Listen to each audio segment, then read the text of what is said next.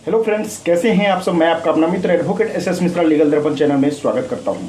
Friends, आज मैं बात करने वाला हूं कि पुलिस ऑफिसर के द्वारा चार्जशीट कब फाइल करना चाहिए, कितने दिनों में फाइल करना चाहिए, चार्जशीट में क्या क्या चीज़ें होनी चाहिए, वकील साहब को चार्जशीट में क्या देखना चाहिए, चार्जशीट में क्या ऐसे लूप होल्स होनी चाहिए जिनसे हमें बेल कितनी भी बड़े क्राइम करे हों लेकिन बेल जल्दी मिल जाए। यदि चार्जशीट टाइम पे फाइल नहीं होता है तो उस स्थिति में क्या होना चाहिए। चार्जशीट यदि गलत तरीके से पुलिस वालों ने फाइल किया है, एक तरफा फाइल किया है, तो क्या उसके लिए मैं री इन्वेस्टिगेशन करा सकता हूँ, दोबारा चार्जशीट एक फ्रेश चार्जशीट फाइल करवा सकता हूँ। उसकी क्या प्रोसीडिंग है, क्या प्रक्रियाएं हैं, कानून में क्या प्रोविज़न है, इन सब के बारे में बात करने वाला हूं। तो इसे जानने के लिए वीडियो को लास्ट तक देखिए और वीडियो देखने के बाद अच्छा लगे तो चैनल को ज़्यादा से ज़्यादा सब्सक्राइब, लाइक और शेयर कीजिएगा। तो आइए फ्रेंड्स जानते हैं। फ्रेंड्स, सबसे पहले हम ये जानते हैं कि जब किसी व्यक्ति के द्वारा कोई क्राइम किया जाता है तो क्राइम करने के बाद उसको विदिन 24 आवर्स के अंदर निकट के मजिस्ट्रेट के सामने पेश करना पड़ता है। पुलिस, मान लीजिए कोई व्यक्ति कोई अपराध किया है, उसको पुलिस ऑफिसर को आवेदन किसी व्यक्ति ने दिया उसके खिलाफ जिससे उसने अपराध किया है, वह व्यक्ति ने आवेदन दिया। आवेदन करने के बाद पुलिस वालों ने एफआईआर लिख के उनको गिरफ्तार किया, थाने ले जाते हैं। थाने से उनको 24 घंटे के अंदर निकट के मजिस्ट्रेट के सामने पेश करना पड़ता है। मजिस्ट्रेट के सामने पेश करने के बाद यदि पुलिस ऑफिसर को उनको रिमांड पे लेना होगा तो वो रिमांड पे लेने के लिए एप्लीकेशन मूव करेंगे, फिर उनको रिमांड मिलेगा। रिमांड पे लेने के बाद पूछताछ करने के बाद पुनः उनको कोर्ट में ले जाएंगे, जहां से उनको जुडिशियल कस्टडी यानी जेसी भेज दिया जाएगा। पीसी से जेसी में भेज दिया जाएगा। जेसी में भेजने के बाद अब अगला बात आती है कि बेल लेना। अब बेल लेने के लिए सबसे पहले ये देखना होता है कि हम जो बेल का एप्लीकेशन फाइल करेंगे तो कितने अपराध क्या होते हैं कि छोटे किस्म के होते हैं उसमें तो बेल हमें मिल जाता है, लेकिन बड़े किस्म के अपराध जो होते हैं, जो कॉग्निजेबल ऑफेंस होते हैं, उस केस में हमें ये देखना होता है कि चार्जशीट इसमें फाइल हुआ है कि नहीं, चार्जशीट कब फाइल होगा। देखिए, कुछ ऑफेंसेज ऐसे होते हैं जिसमें 60 दिन का लिमिट रहता है, 60 दिन के अंदर चार्जशीट फाइल करना पड़ता है। कुछ में 90 दिन के अंदर फाइल करना पड़ता है। और जैसे एनडीपीएस के केस होते हैं तो उसमें 180 दिन का टाइम होता है कि पुलिस ऑफिसर के द्वारा चार्जशीट फाइल किया जा सकता है। यदि पुलिस ऑफिसर चार्जशीट टाइम पे नहीं फाइल करता है तो वकील साहब के द्वारा एक सीआरपीसी के सेक्शन 167(2) है जिसके अंतर्गत डिफ़ॉल्ट बेल फाइल करके बेल मिल सकता है, क्योंकि ये पुलिस वालों की कमी है कि इन्वेस्टिगेशन पूरा नहीं किया, चार्जशीट फाइल टाइम पे नहीं किया, तो इसका फ़ायदा एक्यूज्ड को मिल जाता है और सीआरपीसी की सेक्शन 167(2) के तहत उसे बेल मिल जाता है। अब इससे भी पहले एक दो सेक्शन और है जिसमें हम डिस्कस करना चाहेंगे कि सीआरपीसी की सेक्शन 169 है कि यदि पुलिस वालों के द्वारा इन्वेस्टिगेशन किया जाता है और उनको कोई सफिशिएंट एविडेंस नहीं मिलता है तो एक्यूज्ड को ऐसे ही रिलीज़ कर दिया जाता है, उसको मुक्त कर दिया जाता है, उसको छोड़ दिया जाता है। यदि उनको एविडेंस मिलता है तो वो सीआरपीसी की सेक्शन 170 के तहत यानी 170 के तहत वो फर्दर प्रोसीडिंग चालू रखते हैं, अपना प्रोसीडिंग करते हैं। अब बात आती है कि मान लीजिए किसी भी क्राइम में एक से ज़्यादा अपराधी हैं और एक अपराधी पकड़े गए, दूसरा नहीं पकड़े जाते हैं, तो क्या जो पकड़े गए उनका चार्जशीट फाइल होगा कि नहीं? जी हाँ, उनका चार्जशीट सीआरपीसी की सेक्शन 173 सब सेक्शन 8 है, 173(8) सेक्शन है जिनके अंतर्गत सप्लीमेंट्री चार्जशीट वो फाइल कर सकते हैं। अब अगला सवाल है कि यदि चार्जशीट, मान लीजिए पुलिस ऑफिसर के द्वारा एक तरफा चार्जशीट फाइल किया गया है, पुलिस ऑफिसर ने किसी भी पार्टी से मान लीजिए पैसे लेके उनके फेवर में चार्जशीट फाइल किया, दूसरे पार्टी का कोई भी बात उस चार्जशीट में नहीं रखा है, तो उस स्थिति में क्या दूसरे पार्टी के वकील जो हैं वो उस चार्जशीट को फिर से चार्जशीट बनाने के लिए उनको वो कर सकते हैं?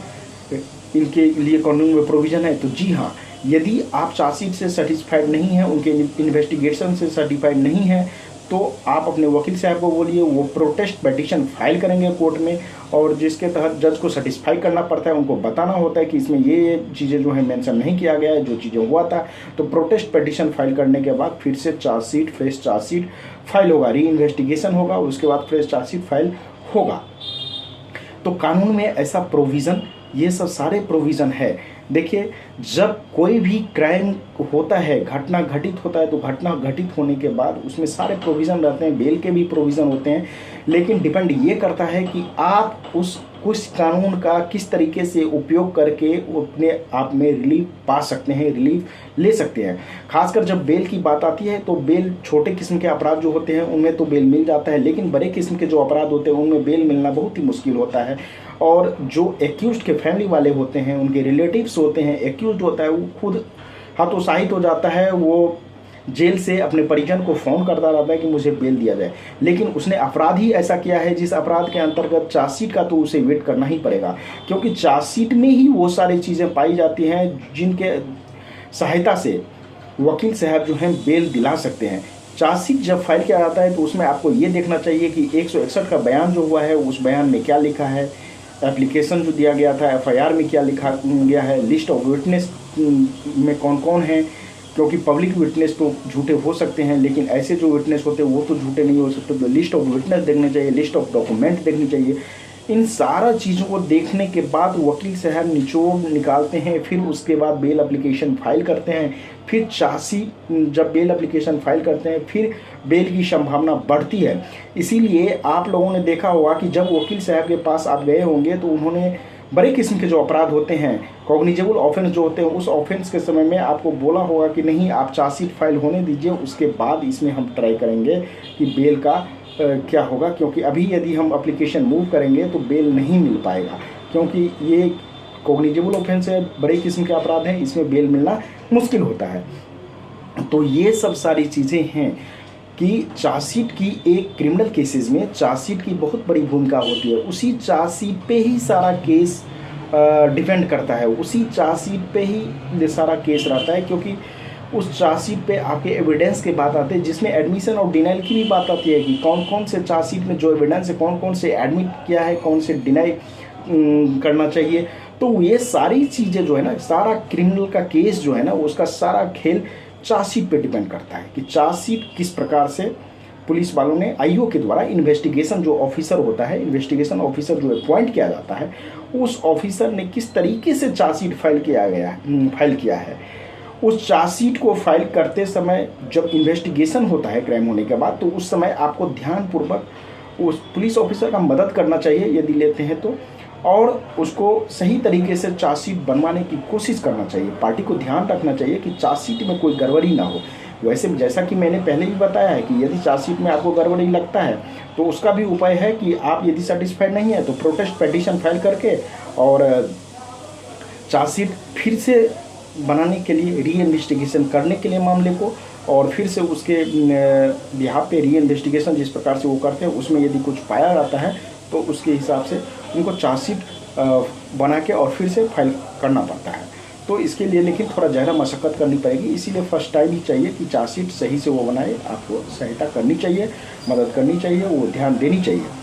एफएसएल की जहाँ तक बात है तो एफएसएल की भी बहुत बड़ी भूमिका होती है, क्योंकि एफएसएल रिपोर्ट में बहुत सारी चीज़ें आती हैं जो ऐसे यदि आप जाते हैं एमएलसी कराने के लिए, मेडिकल कराने के लिए, तो वो नहीं आते हैं। सारा निचोड़ एफएसएल का भी इसलिए क्रिमिनल केस में बहुत बड़ी भूमिका होती है।